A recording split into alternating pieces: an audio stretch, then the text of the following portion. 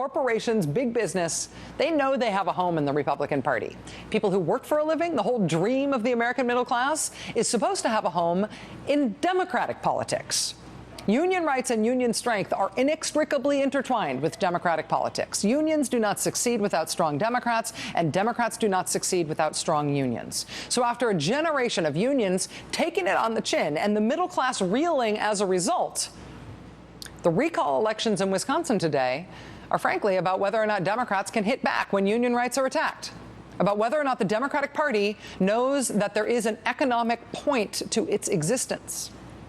Joining us tonight for the interview is an author and journalist who has done more than almost anyone else in the country to force the issue of Americans not making it, of the disappearance of the American middle class, into the national debate. She is Barbara Ehrenreich, and her landmark book, Nickeled and Dimed on Not Getting By in America, has just been reissued for its 10th anniversary, which makes me feel old. Barbara Ehrenreich, thank you very much for being here. I really appreciate your time tonight.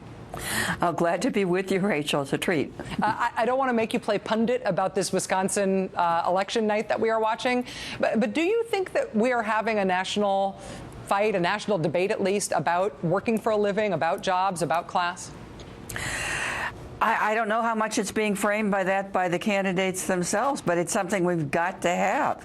I mean, you've been saying middle class. I think we could also use words like working class, and it's been going downhill, for really several decades of stagnating wages, inability to organize into unions, loss of rights in the workplace.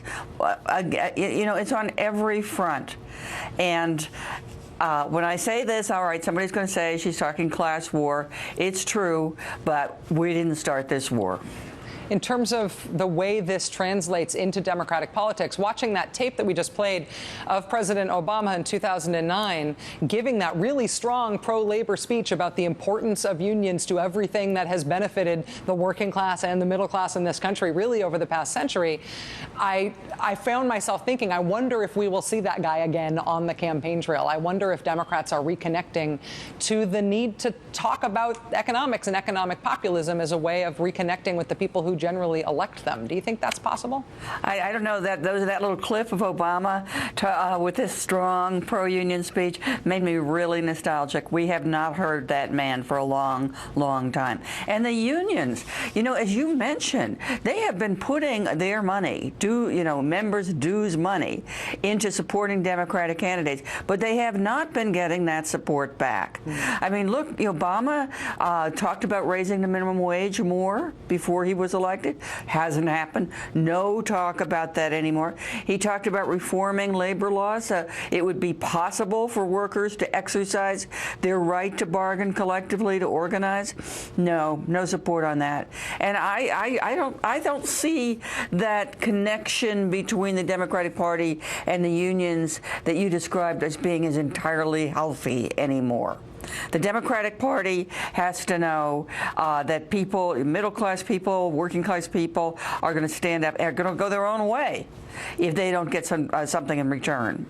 Barbara, you started working minimum wage and low-wage jobs in 1998 for Nickeled and Dimed.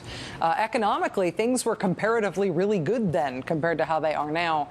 How do you think it would be different now to pursue that same project? It really hurts me that we're still talking about this subject 10 years later. At the time when Nickel and Dime first came out, I thought things were changing in a positive way because there was a struggle all over the country for a living wage, to raise people's wages to an amount they could actually live on indoors. And that sort of petered out. That was petered out with the recession.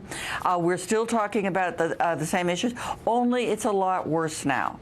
The kind of low-wage jobs I worked on to do the research for Nickel and Dimed are not so easy to walk into anymore. They're just not there. So people who once had 2 jobs to help support their family now have 1 or 0 jobs. In the meantime, we've really lost ground on the safety net. Even though Obama, I'll hand it to him, did something to extend unemployment unemployment benefits, in 08 and 09. But, we are not seeing ground being gained. We're seeing people crowding into smaller and smaller dwellings because they can't afford to live on their own. We're seeing people forced to give up medical care because, food costs and fuel costs are so high. I hate to say it, but there has been a real deterioration in the condition of so many people that you might call middle class.